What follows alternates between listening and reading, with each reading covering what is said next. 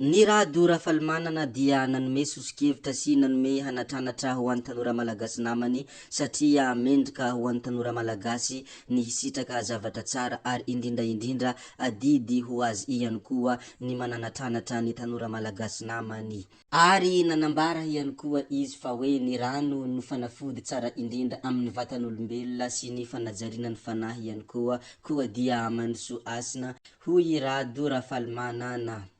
Mialohany hidirantsika amizay dia toy ny mahazatra foana atako angamba fa efa fantatra anareo ny zavatra izay fataoko anareo dia ny hoe manentana anareo mba hiabone ny chaîne ary hametraka ny commentaire raha ohatra ka misy zavatra azonareo aroso sy ny zavatra fa ohatrohatran'izany. Ndeha ary hidirantsika ny resaka mikasika an'izay Rado Rafalimanana izay nanome sosikevitra sy nananatranatra ny tanora malagasy ary nanambara ihany koa fa ny rano no fanafody tsara indrindra amin'ny vatan'olombelona sy ny fanajariana ny fanahy. Ny Rado Rafalimanana dia nanambara ny zavatra fataony ary nampahafantatra ihany koa ny zavatra fataony alohany mandeha mamonjy ny toeram-piasana ary nambarany ihany koa ny amin'ny ankapobeny ny antony anaovany izany zavatra izany. Tsy amin'ny antsipiriny no nilazany ny antony izao zava-drehetra izao fa tamin'ny ankapobe ihany. Nilaza mo i Rado Rafalimanana fa alohany mandeha mamonjy ny toeram-piasana dia ny milomano ao amin'ny ranomasina no fiantombohany ny tontolo androny ary tsy adinony mitsy izany milomano ao anatin'ny ranomasina izany. Satria nahoana? Satria ho izy ny rano no fanafody tsara indrindra amin'ny vatan'olombelona sy ny fanajariana ny fanahy ary ny faranany mo ny hoe mandroso hasina. Ny rano tokoa dia anisany fanafody tsara indrindra amin'ny vatan'olombelona sy ny fanajariana ny fanahy satria io ranomasina io anisany mangala heloka ary anisany mangala masantoko ihany koa ary mampiaka bitana indrindra isika malagasy moa dia tsy afaka miala amin'izay vintana izay ary tsy ny malagasy ihany fa isika olombelona rehetrarehetra izay zavaboary namboarin'Andriamanitra satria io no anisany zavatra tena atahorany ireo zavatra ratsy sy ny devoly izay lazaintsika hoe satana.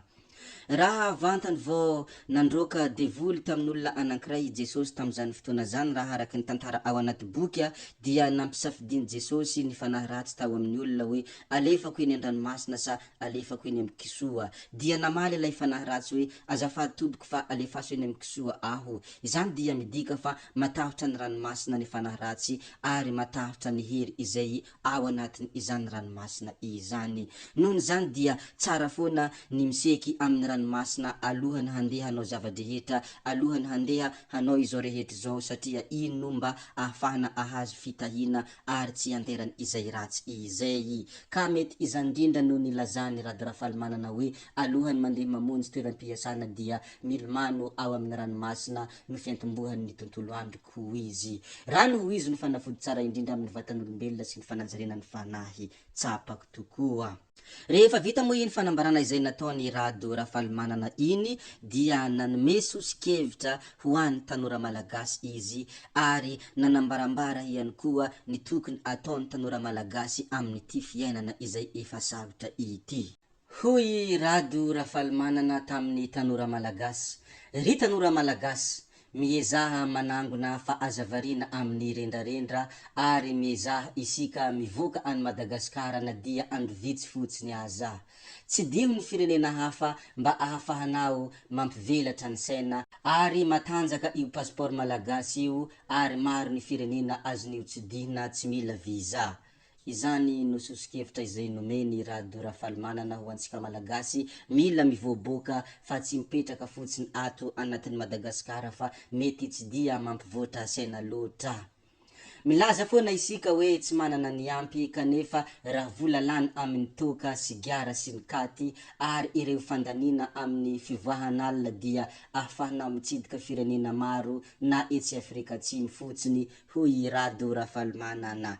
Nohon' zany dia manentana ny vahoaka malagasy izy ary manentana ny tanora malagasy mba hahay hanangona indrindra tsy ho variana amin'ny rendrarendra fa mba mila miala kely mivoaka ny Madagasikara mba hanitatra ny saina ary mila mahay mitsinjo vondy andro mery ka. Tena sosokevitra tsara izay sosokevitra omeny ny Rado Rafalimanana izay, ary azo alaina ihany koa isika tanora malagasy koa dia tokony misaotra foana fa matoantsika mbola misy mananatra, matoantsika mbola misy mampiatsiahy dia midika fa fitiavana lehibe izay. Ny tiako hatongavana hoy Rado Rafalimanana ny fahombiazana dia tsy hoan'olona kanosa, ary eto dia tsy misy fahagagana fa ezaka daolo ny zava-drehetra. Inona moa ny tiako hatongavana hoy Rado Rafalimanana? Ny tena tiako hatongavana dia mila fijery vaovao isika tanora malagasy, ary ny fitsidihana ny firenena hafa dia hanokatra ny sainao amin'ny rehetra.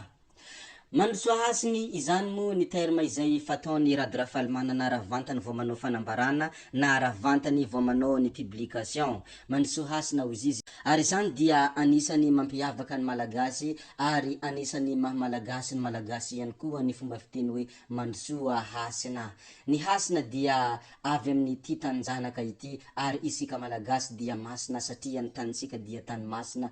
Koa dia miezaha hoy Rado Rafalimanana mba hivoaka ny firenena eny na fotoana fotsiny aza, ary nanome ohatra sy nanome fanambarana ary nampahafantatra ihany koa izy ny amin'ireo lista ny firenena izay hazo tsidihana izay tsy ilana izany visa izany, fa zista passeport fotsiny no afahana mitsidika ireo firenena ireo. Ary tsara amintsika rehetra moa ny mahafantatra an'izay satria mbola be de be ny tanora malagasy tsy mahafantatra hoe aiza daolo ireo firenena izay azo tsidihana tsy mila visa fa na passeport fotsiny aza.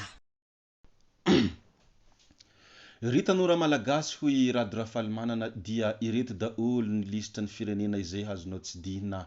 Ny Afrika Atsimo dia azonao tsidihana, ary ny Angola ihany koa, ary ny Benin, ny Equateur sy ny Gambie dia azo tsidihana daolo tsy ilana visa ireo firenena ireo hoy izy, ary tsy adino amin'izany koa ny Malaisie, ary Tanzanie toy ny Singapour ary Zimbabwe dia azo tsidihana daolo ireo firenena ireo tsy ilana visa fa passeport fotsiny dia afaka mitsidika ireo. Be de be izy ireo hoy Rado Rafalimanana, toy ny Cap Vert ary Comore, ny Ethiopie, ny Ghana, ny Guinée Bissau ary Île Maurice dia azo tsidihana avokoa, toy ny Malawi ary ireo Mozambique, Nepal, Nigeria dia tsy ilana visa daolo ireo fa passeport fotsiny hoy Rado Rafalimanana.